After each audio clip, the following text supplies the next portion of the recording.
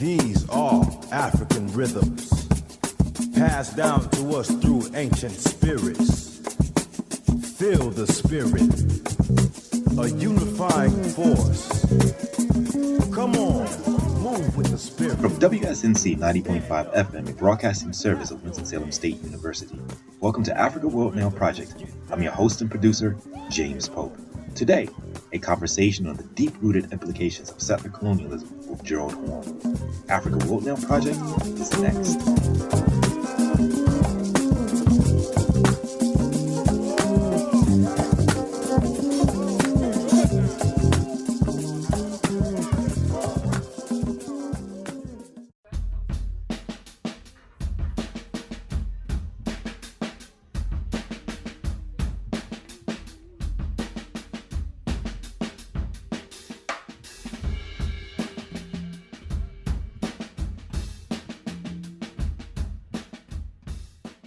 To understand, analyze, or critique the conditions within which the African world lives without centering the role of settler colonialism as a function of racial capitalism has proven to be limited in range and scope. Virtually no part of the modern United States, the economy, education, constitutional law, religious institutions, sports, literature, economics, even protest movements, can be understood without first understanding the slavery and dispossession that laid its foundation. It is because of this fact that the radical historian Gerald Horne digs deeply into Europe's colonization of Africa and the New World, when from Columbus's arrival until the Civil War, some 13 million Africans and some 5 million Native Americans were forced to build and cultivate a society extolling liberty and justice for all. The apocalypse of settler colonialism, the roots of slavery, white supremacy, and capitalism in 17th century North America and the Caribbean, released January 22, 2018, Gerald Horne shows that the 17th century was an era when the roots of slavery, white supremacy, and capitalism became inextricably tangled into a complex self-sustaining system involving war and revolts in Europe, England's conquest of the Scots and Irish, the development of formidable new weaponry able to ensure Europe's colonial dominance, the rebel merchants of North America who created the United States, and the hordes of Europeans whose newfound opportunities in this free land amounted to combat pay for their efforts as white settlers. Centering his book on the eastern seaboard of North America, the Caribbean, Africa, and what is now Great Britain, Gerald Horne provides a harrowing map of the apocalyptic loss and misery that likely has no parallel in human history. The Monthly Review Press argues that Gerald Horne's work is an essential tool that will not allow history to be told by the victors. It is especially needed now in the age of Trump, for it has never been more vital, Horne writes, to shed light on the contemporary moment wherein it appears that these malevolent forces have received a new lease on life. What we will hear next is Africa World Now Project's senior researcher, content contributor, and production director, Dr. Tasneem Siddiqui, in conversation with Dr. Gerald Horne. Gerald Horne is John J. and Rebecca Moore's Professor of African American History at the University of Houston. A prolific scholar, he has published more than 36 books, including Confronting Black Jacobins and Race to Revolution, all by Monthly Review Press, The Counter-Revolution of 1776, as well as many others. Our show was produced today in solidarity with the Native, Indigenous, and Afro-descendant communities at Standing Rock, Venezuela, Corporation Jackson in Jackson, Mississippi, Brazil, the Avalon Village in Detroit, Colombia, Kenya, Palestine, South Africa, and Ghana, and other places who are fighting for the protection of our land for the benefit of all people. Enjoy the program.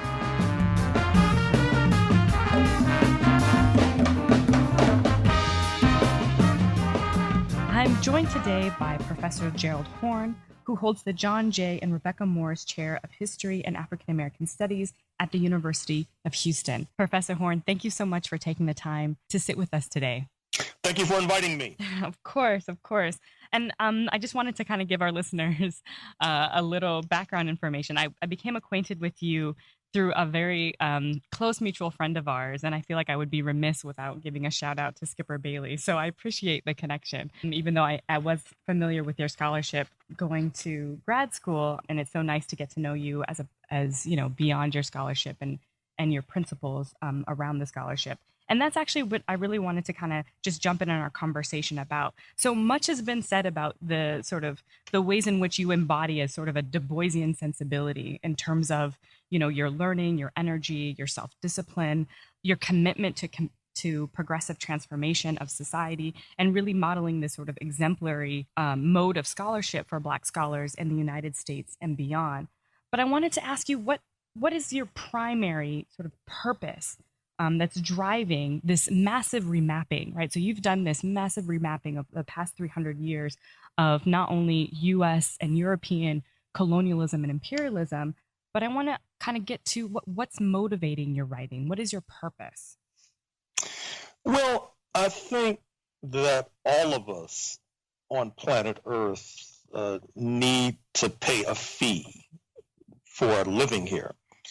That is to say that particularly for those of us who happen to be of African descent, such as myself, it took tremendous struggles for us to reach the point where we are today. And certainly, as you know more than most, where we are today is certainly no walk in the park.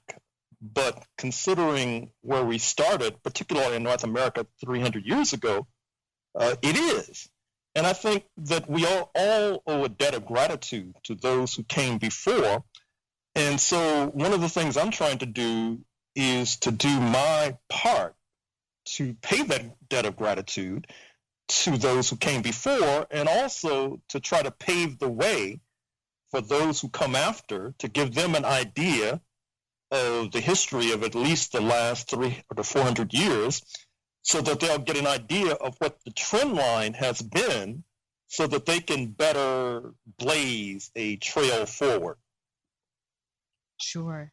And can you talk about a little bit, just kind of pushing you a little bit and probing, is why did you dedicate your life to this? Why did you dedicate your life to just this massive revision of American civilization, of modernity, right? Of our understanding of the modern world?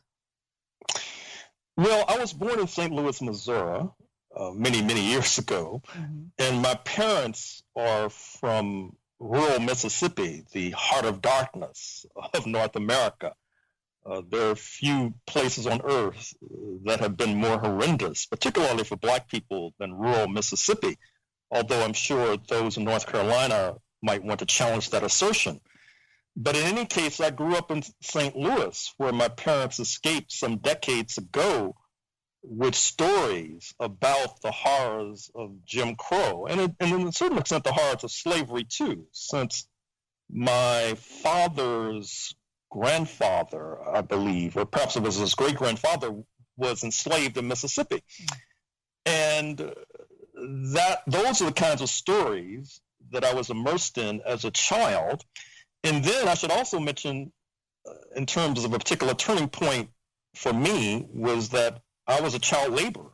I mean, I sold newspapers in St. Louis, beginning at a very early age. And I'm wholly against child labor, to put it mildly. Mm-hmm. But on the other hand, selling newspapers led me to reading newspapers, which helped to develop this lifelong habit of the first thing you do in the morning is go through a pile of newspapers. And doing that at an early age got me very much interested in contemporary events, contemporary politics, and I carried that interest into high school and into college.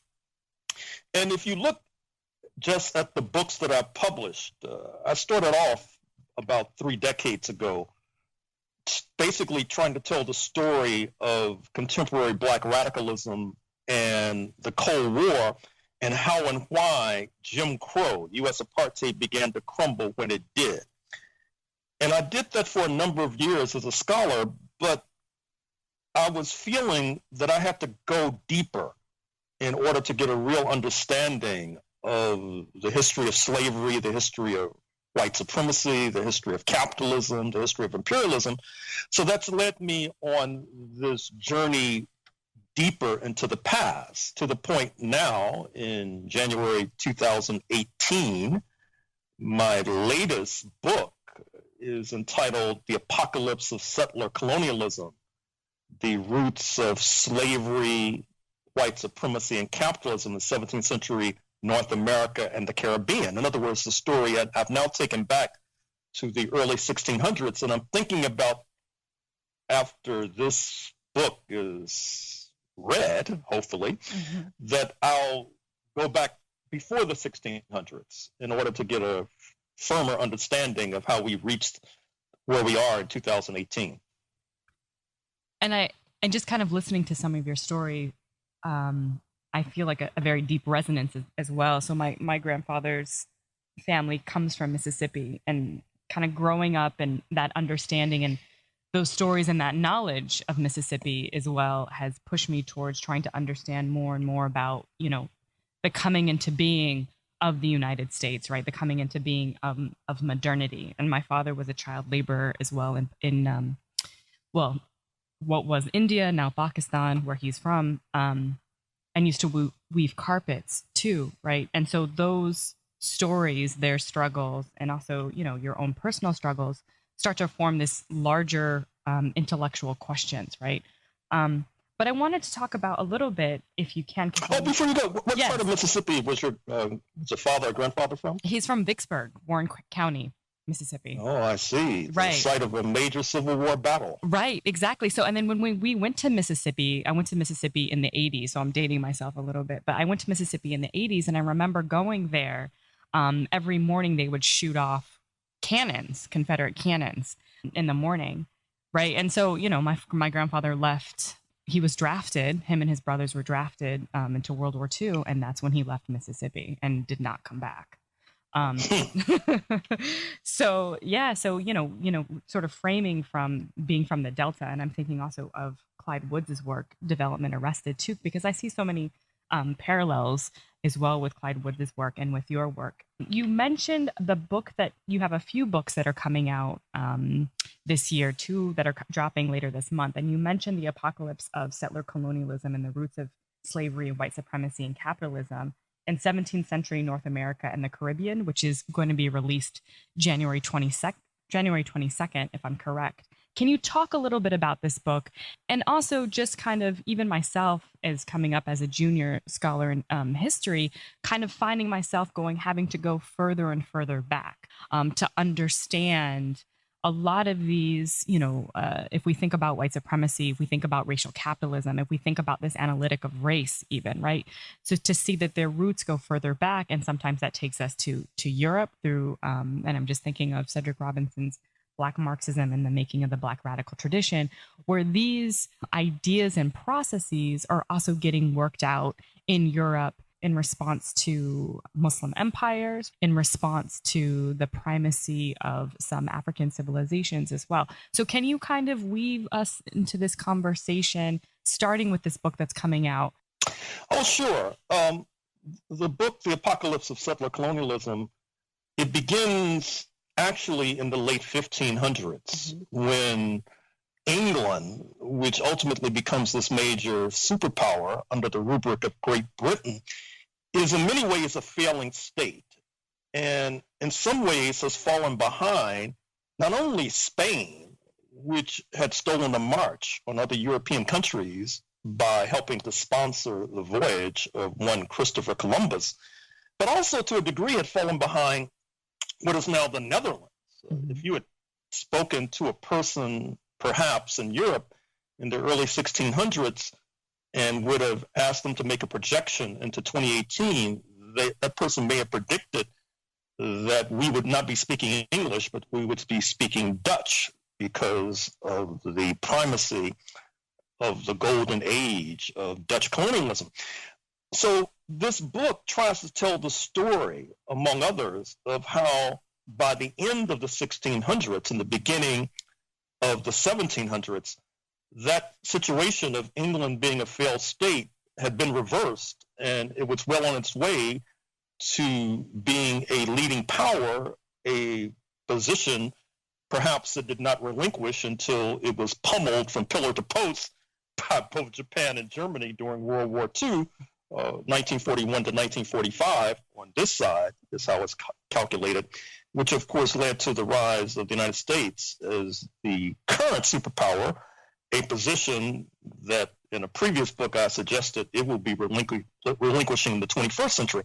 But in any case, the way that England surged to the forefront in the 1600s, In part, that story begins, and I'm obviously telescoping tremendously, begins in 1655 when London ousted Spain from control of Jamaica. This happens simultaneous with the Dutch, which is well on its way to being pushed down the ladder of colonialism. The Dutch are being ousted from Brazil by the Portuguese, who had made a comeback. As you know, Portugal had colonized what is now Brazil decades before, but the Dutch in their rise had ousted the Portuguese temporarily. And with the Dutch being ousted from Brazil, circa 1654, 1655, with the English taking over Jamaica from Spain, what helps to unite these two events is that one of the ways that the Dutch had surged into the forefront was opening the doors of Rotterdam and Amsterdam, these two major Dutch cities, to Jewish refugees who were fleeing from the Inquisition of both Spain and Portugal. They then play a vanguard role in terms of colonizing Brazil, particularly in production of sugar through the labor of enslaved Africans. When the Dutch make their are defeated in Brazil, circa 1654, these Jewish refugees flee, and the doors are open to Jamaica for them to arrive there with their capital and knowledge of how to convert sugar from the unpaid labor of Africans. This leads to what is called the sugar boom and the growth of tremendous wealth pouring into the coffers of London, which then is able to improve and increase the size of the Royal Navy, so that by 1664, London had ousted the Dutch, not only from Manhattan, but also from what are now the mid-Atlantic states of the United States of America. That was a tremendous coup by London, increasing its wealth tremendously, leading in 1672 to the formation of the Royal African Company, which is a systematizing of the African slave trade. And the Royal African Company is under the thumb of the monarch. Another turning point in this story that I tell in this book is 1683. You mentioned Muslim empires, and of course the preeminent Muslim empire of that era was the Ottoman Empire in what is now Turkey, still a major Muslim power. Perhaps I can talk to you about contemporary Turkish politics before this conversation ends, because it has a lot to do with Africa as we speak. But in any case, in 1683, the Ottoman Turks are stopped at the gates of Vienna in terms of their westward march of conquest, which of course had swept into its ambit a good deal of what is southeastern Europe, what used to be a good deal of Yugoslavia. With the defeat of the Ottoman Turks in 1683, the Western Europeans, who theretofore had run the risk of being enslaved themselves in North Africa under the rule of the Ottoman Turks, I'm speaking of Morocco, Algeria, etc., sailing southward from Europe to ensnare and enslave Africans, they ran the risk of being enslaved in North Africa or sold into the slave markets in what is now Turkey. But pressure was relieved on the Western Europeans and allowing more smooth sailing southward to enslave Africans and drag them across the Atlantic in chains, particularly to these sugar islands, not only Jamaica, already referenced, but Barbados, which had been taken by the English before the taking of Jamaica in 1655. This is also creating tremendous wealth, that is to say, this rise in the slave trade under the Royal African Company, to the point where in 1688, the merchant class in London wants a piece of the action.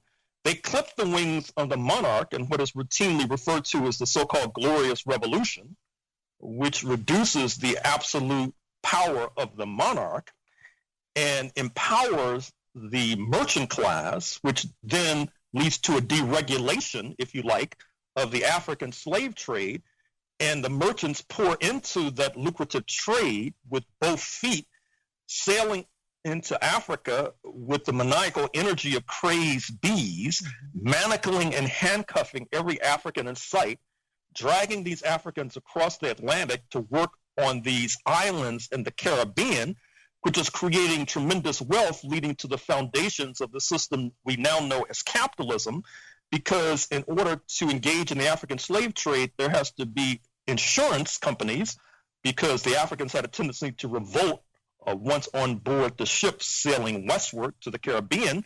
There had to be ships built, which required significant capital infusion as well. And the wealth that's being created is leading to ultimately the construction of manufacturing plants, for example, and shipyards, for example, to build the ships.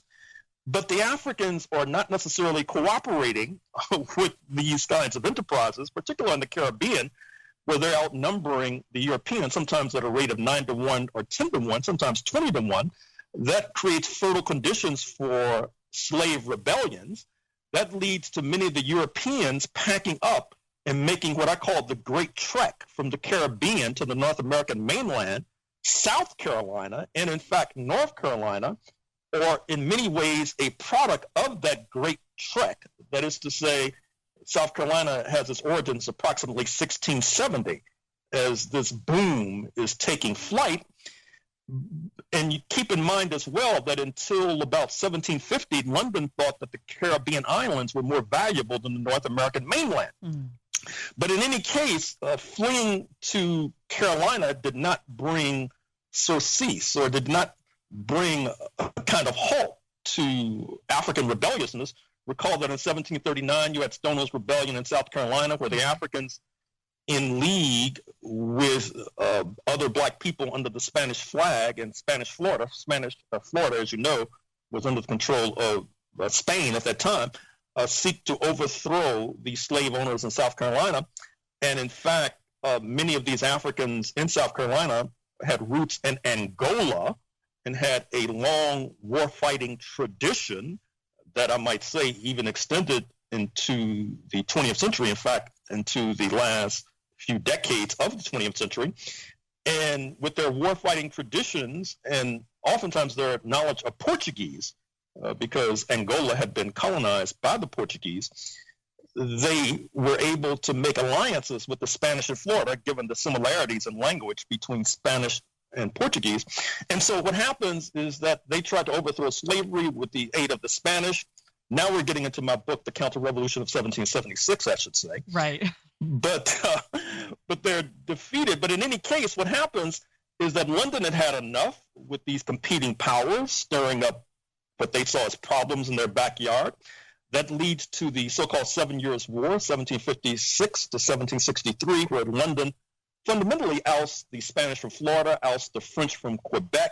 The French in Quebec, and as you know, Quebec in Canada is still a predominantly French-speaking province of the independent nation of Canada, had also been collaborating with the Africans, particularly in what is now New York City, a major slave revolt there in 1741. And so with the 7 Years' War, 1756 to 1763, London ousts these competing colonizing powers as a major defeat for the Africans and the indigenous population as well, because they had been able to rely upon assistance from the Spanish and the French to combat London and the settlers here, for example, in the Carolinas. But London wanted to tax the settlers, and this is where the traditional narrative is resonant. The traditional narrative says that the settlers did not want to pay taxes to pay for the 7 Years' War, and they also objected, and this is not necessarily stressed, to the fact that London wanted to stop the settlers from continually moving west, seizing the land of the Native Americans and bringing settlers from Europe. And the real estate speculators, led by the slave-owning George Washington, then rebelled in 1776 to kick out the British from what is now the United States of America and formed this new country. The Africans disproportionately did not side with George Washington. And when you fight a war and lose, arms as the Africans did against George Washington, and as many Native Americans did as well, you can expect to be penalized, pulverized, and punished forevermore unless and until you can turn the tables. And ultimately, our ancestors were able to turn the tables, which is why we are now speaking on the radio in January 2018. So there's so many threads that I actually want to pull on. And one of those is, going back to, to Europe and going back to, I guess, sort of this confrontation between the Ottoman Empire and European powers as well. So I was just actually at American Historical Association's annual meeting, and I was, at a panel where they were talking about, race in medieval Europe, and then also the ways in which race functions during this sort of Renaissance period as well, or what some historians would want to call like sort of late medieval period. And what is so striking to me is this figure, the Moor or the Black Muslim, and then sort of the ways in which the African Muslim figures in European imagination. Can you talk about that a little bit? Well, it's very interesting. I mean, if you look at England, for example, at the latter part of the 16th century, in the late 1500s, there was the kind of Islamophobia that I think has become almost normalized in Western Europe today I would argue, was not as prevalent in London at the end of the 1500s. And you can see this reflected in Shakespeare's plays, for example, Othello, to begin with. And I think that some of this has to do with diplomatic alliances. And this insight, I think, also helps us to understand how these systems of iniquity, these systems of bigotry are constructed, although some would like to see them as being almost genetically transmitted, when actually they're rather pragmatic interventions. And what I mean in this context is that diplomatically, London at the end of the 1500s, it was not a significant power. It had just beaten back barely in 1588 an invasion by the Spanish, and London felt the need to ally with the North Africans, which of course is just about 7 to 8 miles from southern Spain, and also to ally with the Ottoman Turks against Spain. And this is part of what's happening, although, of course, looming ominously, particularly as London begins to rise as a power, is the threat from the Ottoman Turks, particularly, I would say, beginning in the middle of the 17th century. And what's happening also in the middle of the 17th century, that is to say the 1650s going forward, is the construction of whiteness, this relatively new identity.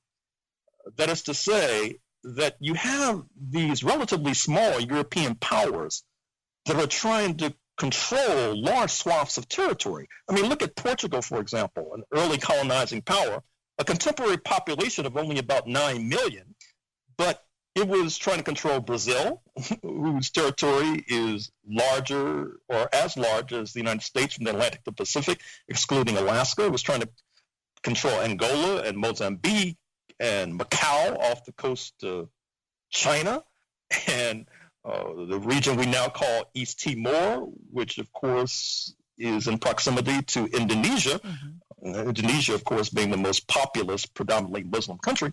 And so England was in an analogous position, even though its population is larger than that of Portugal, both then and now. And what happens is that this identity of whiteness, in many ways, is a pragmatic construction that is very useful for colonizing.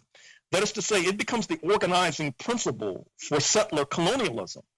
That is to say, in order to subdue the Native Americans and then dole out the fruits and benefits, the organizing principle was not necessarily that of English alone, because that population was not sufficient, I would argue.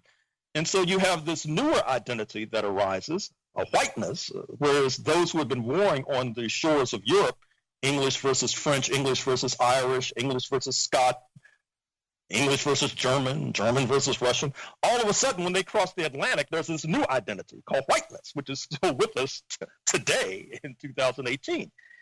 And interestingly enough, I would argue that whiteness is turbocharged with 1776 because, of course, that is a major organizing principle of George Washington and his comrades, and is reflected in the early immigration laws, such as 1790, which, of course, spoke only of the interests of so-called free white citizens. And I would argue as well that part of the U.S. project has been a kind of flexibility for whiteness. Mm-hmm. That is to say, even though I oftentimes use the term Euro-American, in some ways that's a misnomer, because Ralph Nader, whose roots are in Lebanon, he's considered to be white. You have the head of Uber, whose roots are in Iran. As far as I know, he's considered to be white. There's a new book out from Stanford University Press called The Limits of Whiteness that deals with Iranian Americans and the construction of whiteness. So there's been a kind of capaciousness with regard to this whiteness term, which, needless to say, has not tended to embrace those of African descent, that is to say, those of West African and Southern Africa and East African descent in particular. And I would make a further point that I've been thinking about more recently as I finished the book on settler colonialism. I think that obviously we need a new narrative about the origins and construction of the United States of America.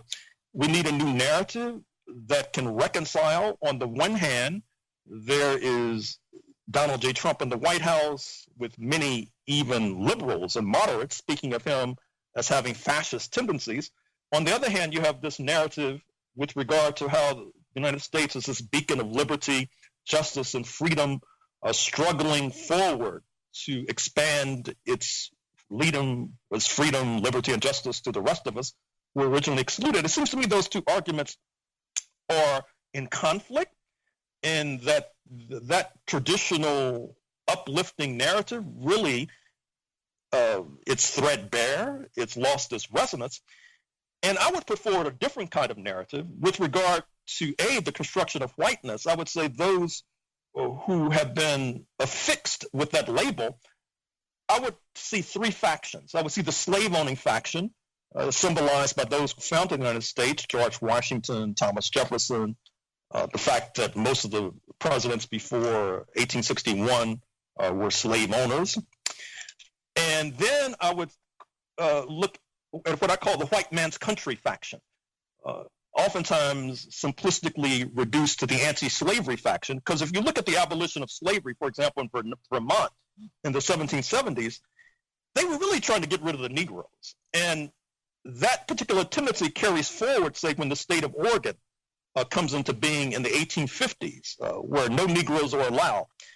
And I would say that as the U.S. Civil War is unfolding, which I would argue is a battle between these two factions, with the white man's country faction basically triumphing, you know that Abraham Lincoln was trying to deport the U.S. Negroes, right, free and enslaved. I mean, there was talk about deporting them to Brazil. That's talked about in my book, The Deepest South, U.S., Brazil, and the African slave trade. There was talk about deporting them to Hispaniola, what is now Haiti and Dominican Republic. That's talked about in my book, Confronting Black Jacobins. And as Lincoln then begins, under the pressure of war, to inch away from that particular approach, and then he's killed. And then the white man's faction wins the U.S. Civil War, and they impose Jim Crow, which is a sort of internal exile for the black population. And that's not overturned until the 1950s under unremitting global pressure, which I've talked about in a number of books. But that confluence of what I would call the white man's faction tendency, white man's country faction, and liberalism in particular, because liberals, who we oftentimes see as our putative allies, have oftentimes been torchbearers for the white man's country faction. I mean, just a few anecdotes. WNYC, the public radio station in New York, they just fired one of their leading personalities, John Hockenberry. And if you look at the press reports, what's interesting, they tried to pair him with a number of black women in the radio booth. and he derided and dismissed them and called them diversity hires, not worthy of sitting alongside him. To me, that was reflective of this white man's country faction. That is to say that we do not deserve a place in North America. And I think that that particular way of thinking has deep roots. It's reflected in academic departments, supposedly led by liberals, where you see no black people, no people of color. And so I think we need a deeper understanding of the roots of white supremacy, whiteness, and the origins of the United States if we are to ever dig ourselves out of this hole we find ourselves in 2018 with Donald J. Trump in the White House threatening to blow up the planet at the slightest opportunity.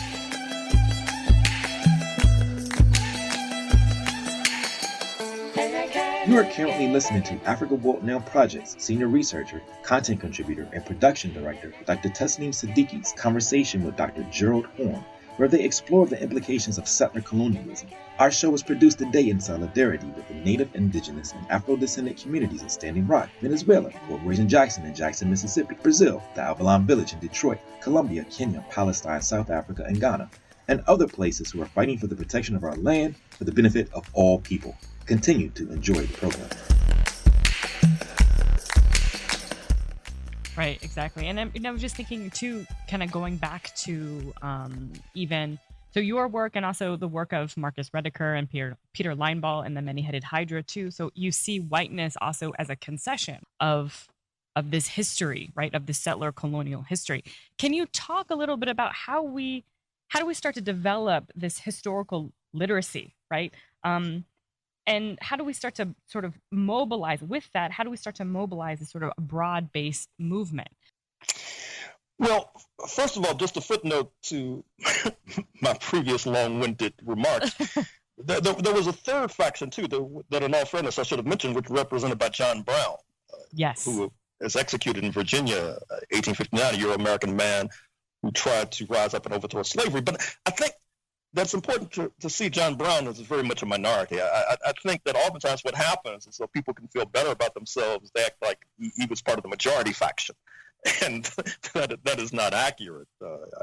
Certainly, the John Browns that exist of 2018 are not part of the majority faction. Otherwise, we wouldn't have Donald J. Trump in the White House.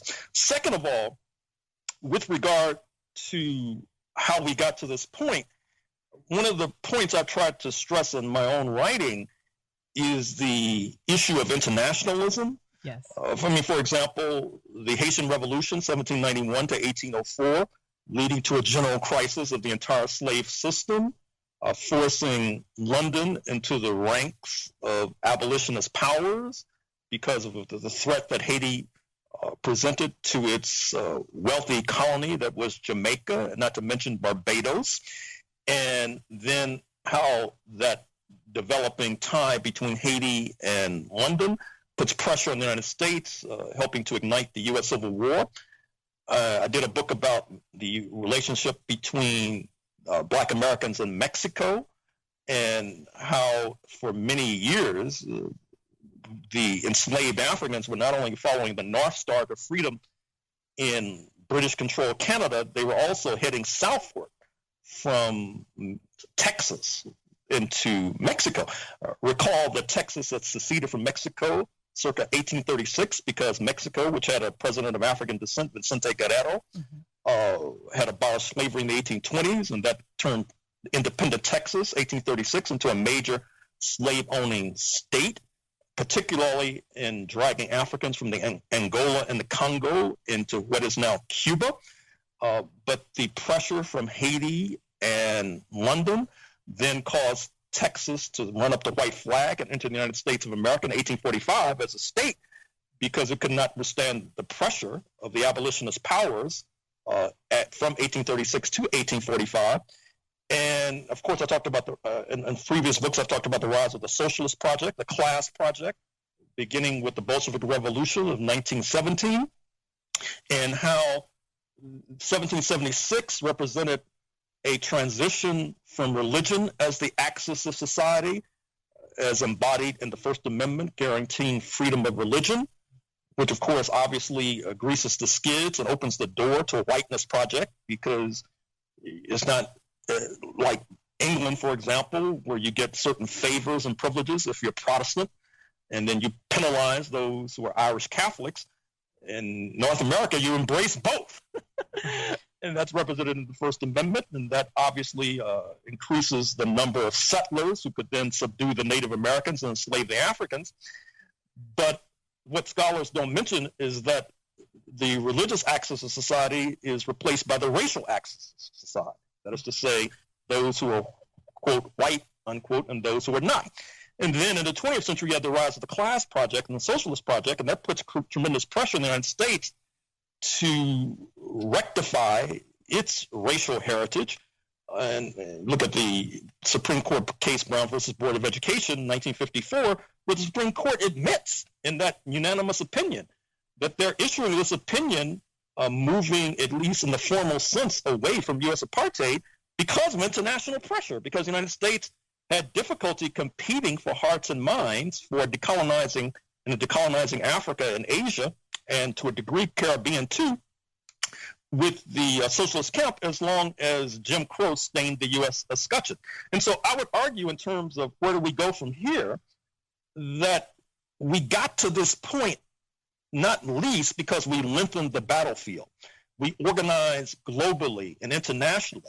And ironically, despite the advent of the internet, which allows you to communicate internationally in a matter of seconds, supersonic transport that can bring you from New York to Cape Town nonstop in 16 hours, yet the internationalism has flagged in the press communities in particular, and I would also argue to a degree in the Black community, which I think has been to our detriment, which is one of the reasons we're suffering so grievously today, because I think it's fair to say that of the 63 million who voted for Donald J. Trump, that there were those who actually were deplorable, as a Democratic Party candidate once put it, because as they see it, they're not voting against their class interests, as some would have it. They're voting to turn back the clock to a time when those defined as white could be given the land of Native Americans precisely because they're defined as white. And one of the lessons of history is that it does not always move forward. Sometimes it moves backward. And I think that understanding of that concept helps to explain something that needs to be studied more systematically by younger scholars. And here's a project, that is to say, the revolts against desegregation in Little Rock, Arkansas, 1957, with the desegregation of Central High School, necessitating President Eisenhower to call out federal troops to actually sit in classrooms to prevent young Negroes from being pummeled and mauled by their classmates. In Oxford, Mississippi, 1963, University of Mississippi, once again, federal troops necessary so that one single solitary student, James Meredith, can attend class. And to show you that it was not sectional, in Boston, Massachusetts, in the 1970s, the desegregation crisis there. In Yonkers, New York, the desegregation crisis in the 1980s over housing, by the way, represented in a film that you should see called Show Me a Hero, about the human costs of that desegregation battle in Yonkers, New York.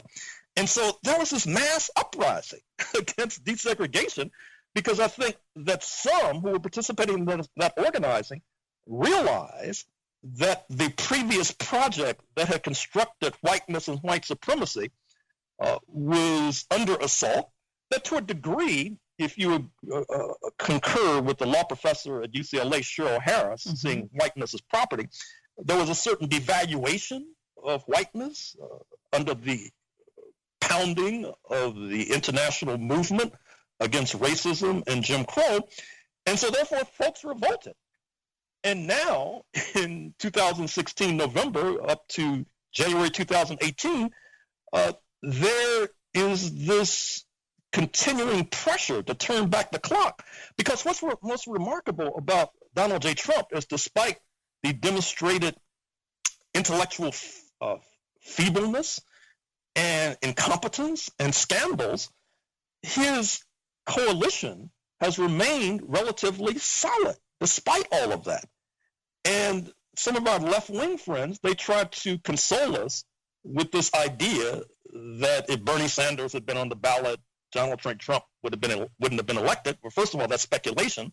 Second of all, it elides the point, for example, that Jason Kessler, who organized the Unite the Right rally in Charlottesville, Virginia in August 2017 that led to murder and mayhem, had been an Occupy activist and also had been a Democratic Party activist as late as 2016. Plus, it ignores what we already know, which is that if you look at the governor of Arkansas in 1957, who led the charge against desegregation, Orville Faubus, he came out of a Socialist Party background, as did the godfather of fascism himself, Benito Mussolini. So rather than console ourselves with fairy tales about what might have been and could have been and should have been, we should be seeking assiduously to rewrite the narrative and then reaching across the borders and across the oceans in order to mobilize and organize. And so I wanted to just ask you very briefly in the time that we have left is, what do you see the future of people of Africana descent worldwide, but just for our planetary existence, right? You left off in terms of the ways in which we can mobilize and organize. But I think one of the most important things of Black radical historiography is that it sort of portends that we can actually start to see what patterns we can anticipate, right? And the ways in which we can actually undo some of those patterns too. So what do you see the future for our planetary existence, but also particularly for people of Africana descent worldwide and indigenous communities as well? Well, it's a mixed bag right now. On the one hand, you have the continuing march of the scientific and technological revolution, the rise of robotization, for example, the impending advent, for example, of driverless vehicles, which is obviously going to have a severe impact on everything from truck drivers to those who supplement their income or even make their income by driving Uber or Lyft and other such services. And the rise of artificial intelligence as well, which already is tending to remove jobs in banks and in grocery stores and in retail. And speaking of retail, obviously there's a retail apocalypse given the rise of the internet and Amazon, which is obviously wiping out a certain kind of job. At the same time, you have the crushing of unions, that is to say organizations of working class people, which was part of the price of the Cold War and its handmaiden, the Red Scare, which has hampered the ability of working class people, and particularly Black working class people, to organize to improve their wages and their working conditions.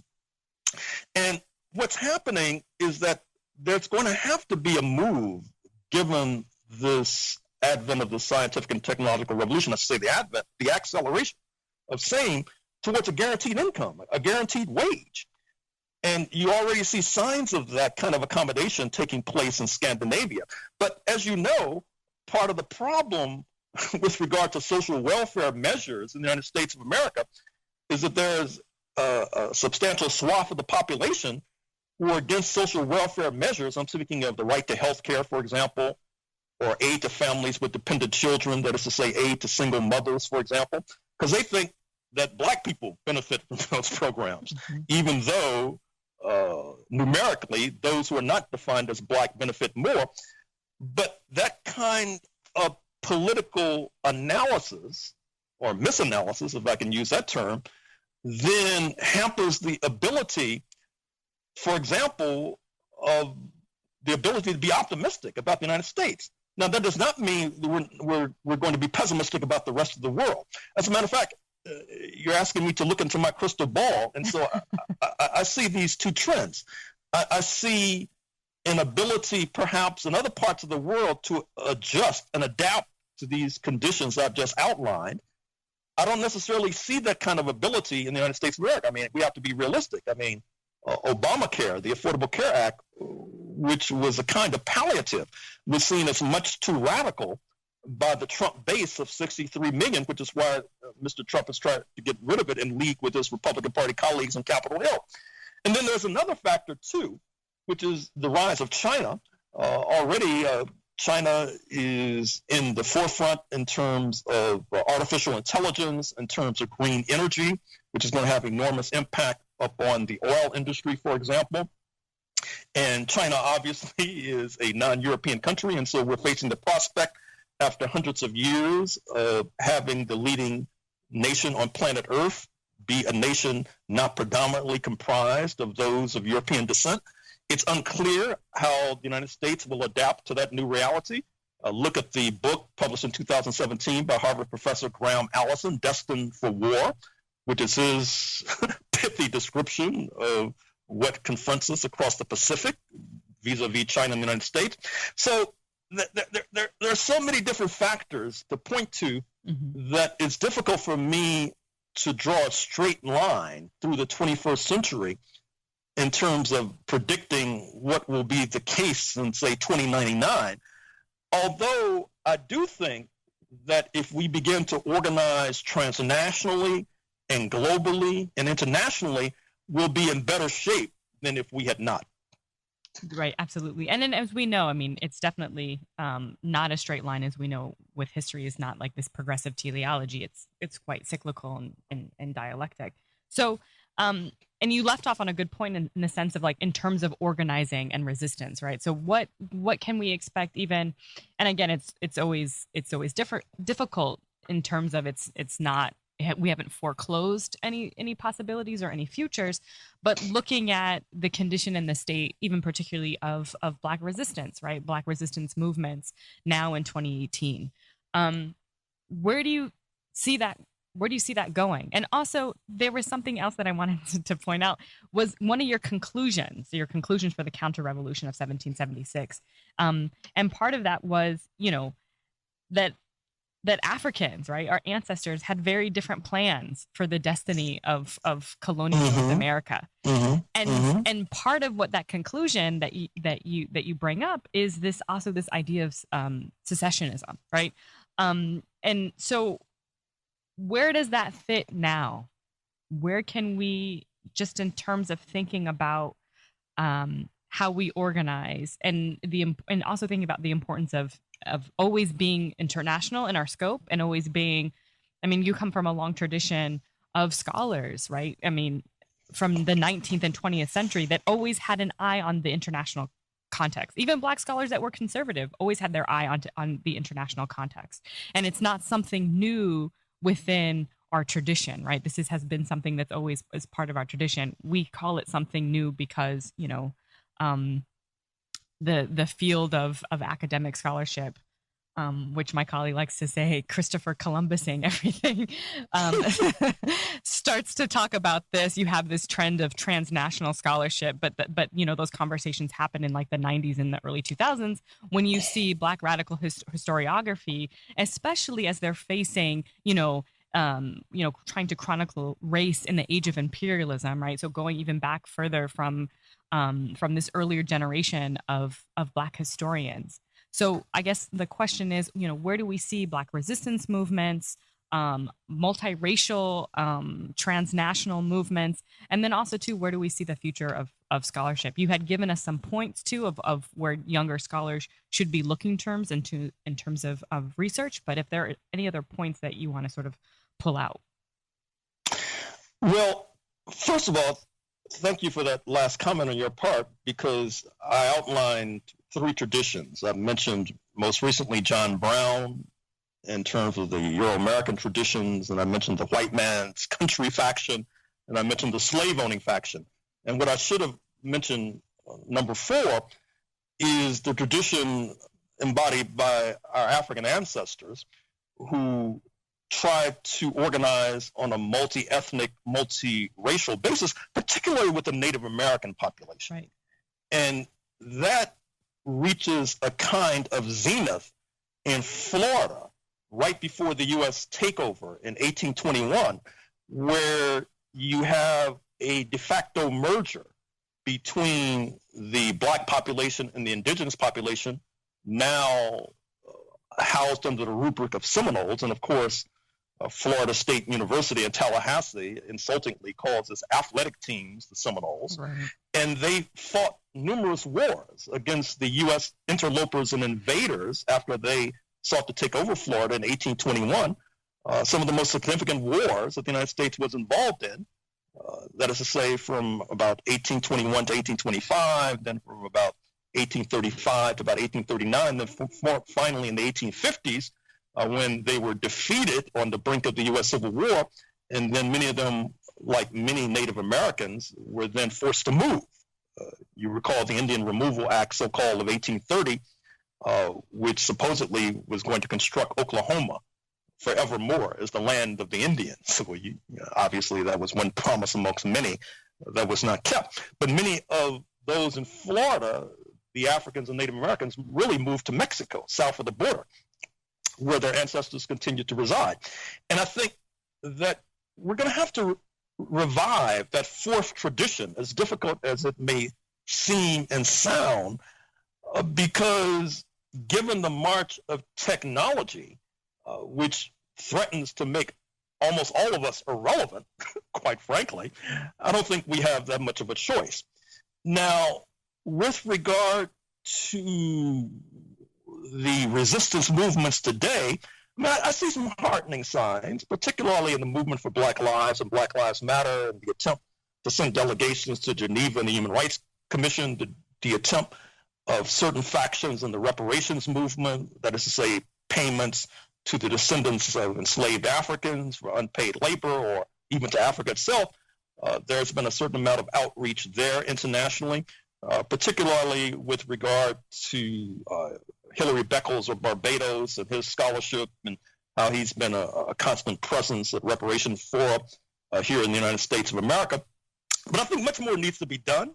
I think that we've only taken baby steps, really, with regard to what we could accomplish and can accomplish with regard to that internationalism, which then leads finally to scholarship. I think that, I've tried to write about, I have this book, actually it just came out a few days ago, Facing the Rising Sun, African Americans, Japan, and the Rise of Afro-Asian Solidarity, which deals with the fact now forgotten that in the period before 1945, a lot of the Black nationalist community in particular was very close to Tokyo. Marcus Garvey, Du Bois, Booker T. Washington might have had contradictions between and amongst themselves, but all of them were pro-Tokyo to a greater or lesser degree. And I think we need more of that kind of scholarship, because that sort of exploration or excavation of the path gives hints, and tantalizing hints, if you like, as to how we may or should proceed in the future. I think that kind of scholarship also helps to win allies. As we speak, I'm writing a book that may wind up being 1,000 pages, believe it or not, on the relationship between the United States and Southern Africa pre-1994 and the election of Nelson Mandela. And the book basically begins in the 19th century, not only dealing with South Africa, but Zimbabwe, Angola, Namibia, Mozambique, etc. Congo, too, I might add, because it played a pivotal role in these events.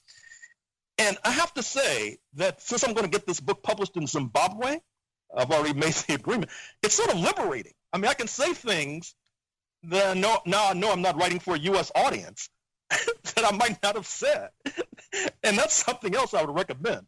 Try to find publishers abroad. I mean, you'll find it liberating that you're not writing for these folks in the United States, who even the most progressive ones oftentimes are not that as progressive as they seem or as they sound.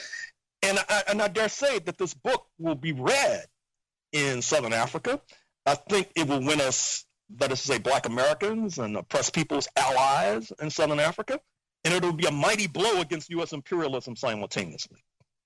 And I wanted to just, I know we're running out of time, but I just wanted to pull on that point, because I think that's such an important point in the sense that, like, sort of feeling as scholars, sort of feeling very, kind of like, in a sense, like you're in shackles in terms about what you can say, right, in the books. So what was your experience with writing this book, and now that knowing that you're working through an international publisher? Can you talk about some of that experience? Oh my God, it's liberating. I mean, first of all, I have to confess that I'm able to make a freer, more honest critique of what certain Black Americans did in Southern Africa, all of which was not above board, all of which was not positive. To cite one example amongst many, the Angola crisis of 1975, 1976. Recall that many of us are of Angolan descent, whether we know it or not. Yes. But for various reasons that you'll have to read the book to find out why, you had a number of Black Americans who were on the same side as apartheid South Africa and U.S. imperialism against an African faction in Angola. And if I were writing for a U.S. audience, I might have pulled my punches to a certain degree. But since I know I'm writing for an African audience, and they have problems over there, but they're not the kind of problems we have over here, and so I can be freer in terms of writing this critique. And then when the book is finally distributed in the United States, which it will be, then I think that the Black American audience could now read this more open and free critique and therefore benefit from it. And so I think all sides win as a result of the fact that I'm going to publish this book in Zimbabwe. Well, Dr. Horne, thank you so much for sitting with us today. And for our listeners, Dr. Horne will be giving the 14th Annual University of North Carolina, Chapel Hill African American History Month lecture on Wednesday, February 21st at the Sonia Haynes Stone Center. That's 150 South Road, Chapel Hill. It starts at 7 p.m. until 9. Please check Dr. Horne out. And also, I just wanted to mention one of the last books that's coming out that we didn't get a chance to talk about, Storming the Heavens, African Americans in Early Flight for the Right to Fly, which comes out March 6th, 2018. Again, Dr. Horne, thank you so much again for your time. Thank you for inviting me.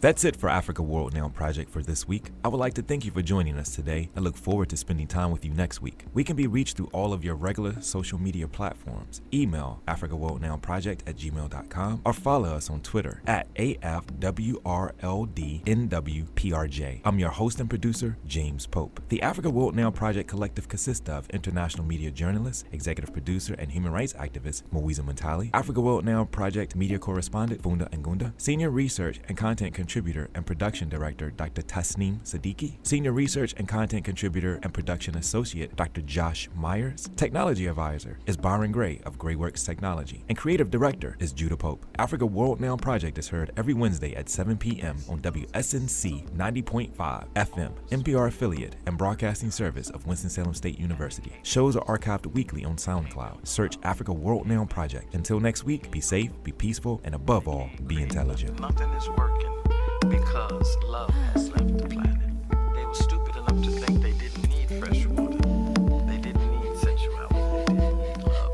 And so the Most High makes